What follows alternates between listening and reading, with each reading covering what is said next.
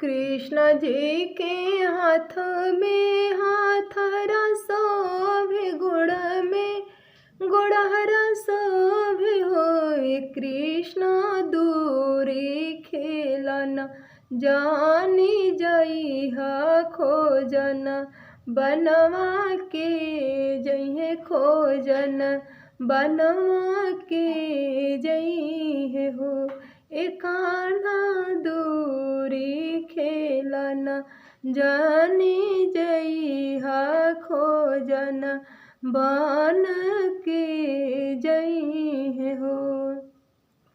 छवही भैया के बहिनी है बाबा के दुलारल है होए। कृष्ण तहरा पापा जी के प्राण के आधार खोजन बनवा के यही खोजन बनवा के जइहे हो।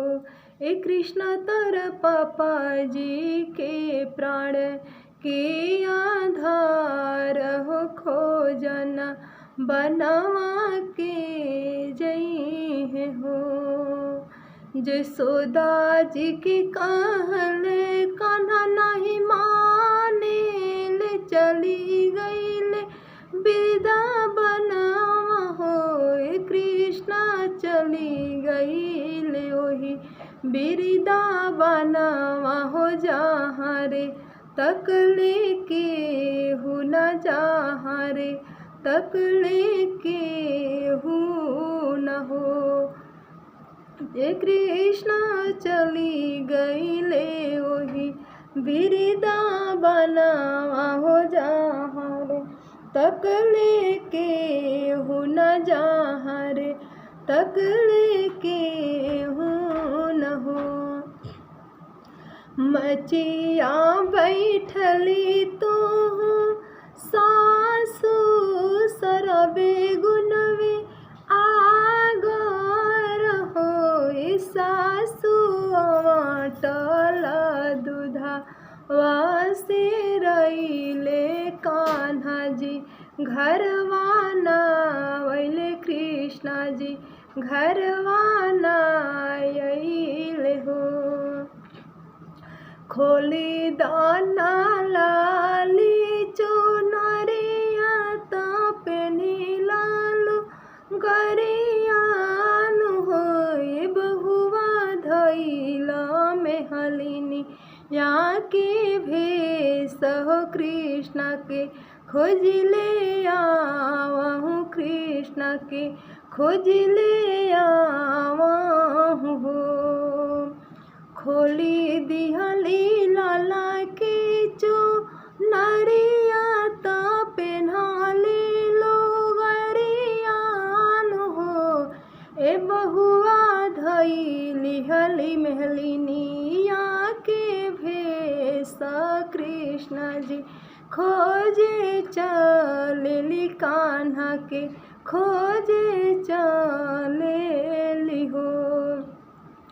एक बाने गईली दूसर बान अवारो तीसर बान हो। वारे चली गईली ओही बिरदा बनवा हो जहाँ रे तक लेके हु न जहाँ रे तक लेके हु न हो। ए बाबुल हपटी धूरी खेले ले उलटी ओ नाता के ले उलटी ओ नाता के ले हो। आवहूँ वे कान्हा जी आवा हमारा गोदिया आवहूँ होवे। कृष्ण टल दूधा वासे रईले लवटी घरवा नहीं अइला लवटी घर नाइल हो। छवही भैया के बहिनी है